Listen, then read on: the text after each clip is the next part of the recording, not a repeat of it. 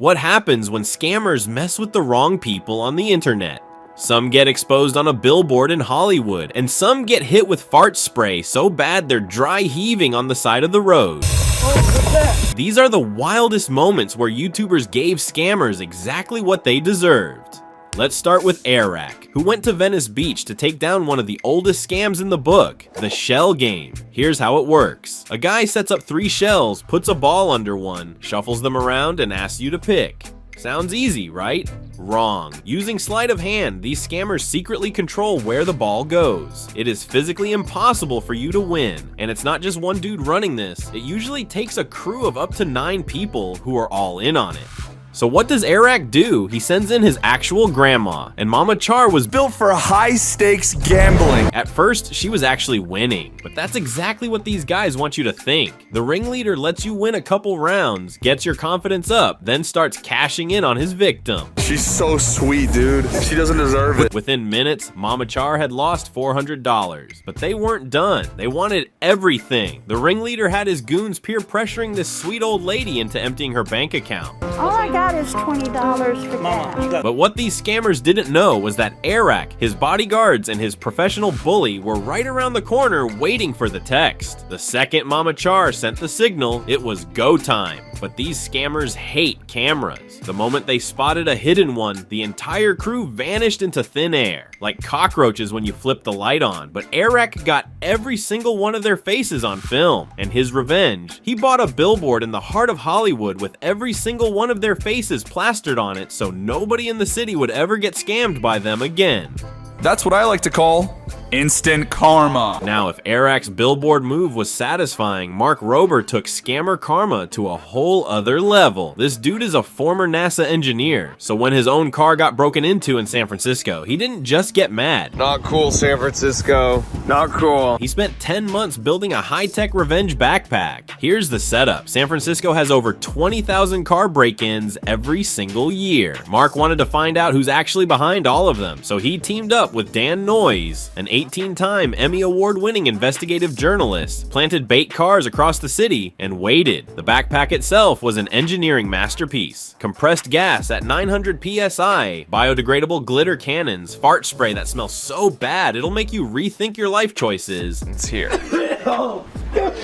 Hidden phones for GPS tracking, a countdown timer, and 8 dash cams inside the car, all powered by a massive battery in the trunk. But Mark didn't stop there. He built a second bait car with bulletproof windows made from the same polycarbonate used in actual bulletproof glass. So when thieves tried to break in, yeah, they weren't getting through that. Over 8 months, the bait cars got broken into 25 separate times. And the thieves, they had zero idea what was coming. One guy broke into the car, grabbed the backpack, and immediately checked the trunk to steal more stuff. Standard move for these guys. But the second that backpack disconnected from the car, the stolen bag protocol kicked in. But the absolute best reaction came from a crew who had a full route planned. They were hitting parking lot after parking lot, smashing windows like it was a Tuesday afternoon. They grabbed the backpack, threw it in the car, and kept driving to their next target. Then the fart spray hit. And here's where it gets beautiful. One of the guys actually took the blame for the smell. Whatever. Told everyone in the car it was him. Honor among thieves, apparently. But these weren't even the best parts. One thief showed up wearing an actual construction vest as a disguise. Broke into the car on foot, walked the backpack to his own car, all casual, then leaned through his window to check what he got. Worst possible strategy when the bag you just stole is about to turn your car into a glitter crime scene. He ended up ditching the backpack and driving off with nothing but fart spray and glitter all over him. And drives off having stolen just our fart spray and glitter. Now the biggest takeaway from the whole operation, Mark and Dan tracked a GPS laptop to a known fencing operation on Leavenworth Street in San Francisco, the same spot Dan had reported on a month and a half earlier. But the thing is, Dan recognized that first spot because he did a news report more than a month and a half earlier. Stolen goods were flowing through there like a drive-through window. More than 80% of the break-ins weren't even organized gangs. Honestly, didn't seem like they even did this very often. Just individuals acting alone who knew they could flip stolen stuff for quick cash at these fencing markets. Everybody in the Bay Area knows that they can bring their stolen goods and offload them there. But the moment that will live in YouTube history forever is the final reaction. A thief smashed not one but 2 windows, yelled a racial slur at an innocent bystander, then sat down with the backpack. 2 minutes later, the fart spray hit so hard, this man was dry heaving on camera.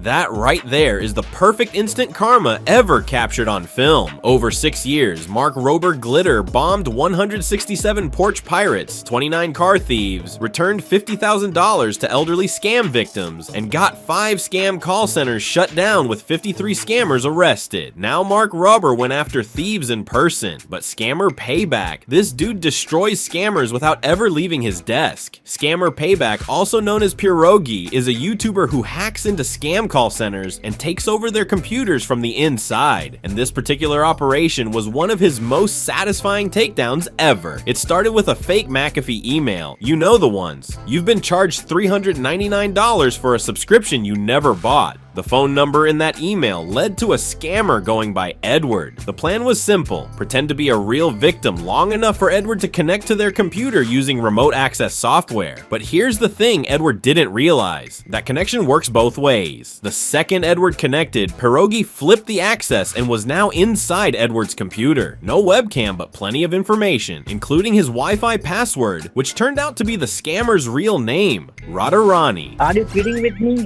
Which channel you are from? What is your YouTube challenge? What is my challenge? Edward got suspicious and shut everything down. His computer went dark for months. Case closed, right? Wrong. Months later, Pierogi called a different scam number and reached a guy going by James. It says James just connected to you. Hacked him the same way, but when he checked the computer specs, the serial numbers were an exact match. Edward and James were the same person, but it got even bigger. While monitoring his system, Pierogi discovered other computers linked to the same accounts. He spread his access to the entire group, an opener named J40 and a closer named Alex who'd been operating out of a luxury villa in Thailand before moving back to Kolkata. Now it was time to have some fun. Pierogi caught Laxmi mid-scam. I know, ma'am. Let's go. I got your name. I know that your name is James right now. That's great. Trying to steal $70,000 from an elderly woman named Sheila by editing her bank page. Classic HTML trick, but it has one fatal weakness: the refresh button. Pierogi refreshed the page and wiped out all of Laxmi's edits in one click. Then he activated a mouse jitter virus. Every time Laxmi tried to type or click, his cursor went haywire. Random keys flying across the screen. The man couldn't do anything. What can I do? I'm trying my best. Laxmi was panicking. Then Pierogi hit him with the final message. But Come on, go ahead and do go. Go. Do what you need. I'm holding. that wasn't even the grand finale. The next day, Pierogi loaded a custom virus onto every computer in the group. A seizure notice with their real location in the Highland Green apartments in Mahashtala, bouncing around the screen like the old DVD logo. Plus, a permanent Scammer Payback watermark flickering across their display forever. So now forever they're gonna see that beautiful Scammer Payback logo. 3, 2, 1. Oh, Scammer Payback! Did you hear that? Scammer Payback. Laxmi slammed his laptop shut within seconds. But the beautiful part, every time he opened it back up, the same thing was waiting for him. The scammers tried restarting over and over. Nothing worked. And in the middle of their meltdown, one of them said something that made Pierogi's day. I know you cannot do anything. Kolkata police sucks, bro. Kolkata police sucks, bro. And Pierogi's response was perfect. If the Kolkata police heard that, now they officially have to do something. They said that you guys suck. So now you officially have to do something. Pierogi also tracked down Sheila to make sure she was safe. And she was. That's the thing about Scammer Payback. He doesn't just embarrass these guys. He protects real victims while making scammers' lives a living nightmare. Now Scammer Payback destroyed scammers from behind a computer screen. But for fun, these guys went full undercover in the car theft capital of America and almost lost everything. For fun set up a Corvette C8 in Miami, a city where car thefts are up over 50% and you've got a 1 in 215 chance of getting your ride stolen. Windows down, top down, keys sitting right on the front seat. Basically a neon sign saying "Steal me." The car belonged to Alex, a stock trader and the only person crazy enough to lend them a $60,000 supercar for a YouTube video. And only one man responded responded to him. How many days do you guys need with it? The plan was simple. Get the car stolen, track it down with hidden GPS trackers, then confront the thieves and challenge them to a race on a professional track to determine if they go to jail or walk free. Day 1, nothing. People hopped in for Instagram photos, but nobody actually took it. By day 2, still nothing. These guys were losing their minds, staking out the car like a budget CIA operation. Then in the middle of the night, chaos. The car was gone. 2 people jumped in, a third car pulled off behind them, and just like that, the Corvette vanished into Miami traffic. 4 Fun scrambled into their car and started tracking. We are 1.3 miles away. They were 1.3 miles behind, then 5 miles, then the thieves hit the freeway, and then the worst possible thing happened. The first tracker was switched off, the second tracker was switched off too. What does it say? It said switched off, tracker not moving. Turns out these weren't amateur thieves. They used a signal jammer. Why does it always go wrong?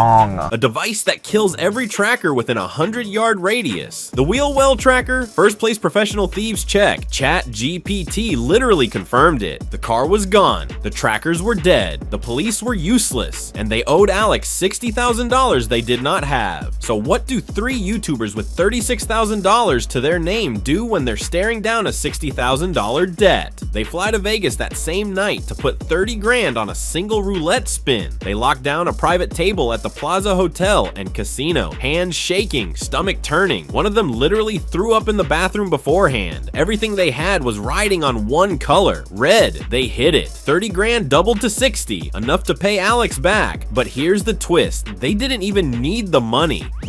It's Brittany, bitch. Alex had a kill switch built into the Corvette that could shut the car off from anywhere in the world. Once he activated it, the thieves had to abandon the car on the side of a road in Pembroke Pines, an hour from his house. A tow truck found it the next day. The car came back in one piece. The money was returned, and 4 Fun walked away with one of the wildest scammer karma stories on YouTube, even if it almost bankrupted them in the process. And that's what happens when scammers mess with the wrong people on the internet. If you enjoyed watching karma do its thing, make sure to hit that subscribe button so you don't miss the next time these scammers get exactly what they deserve.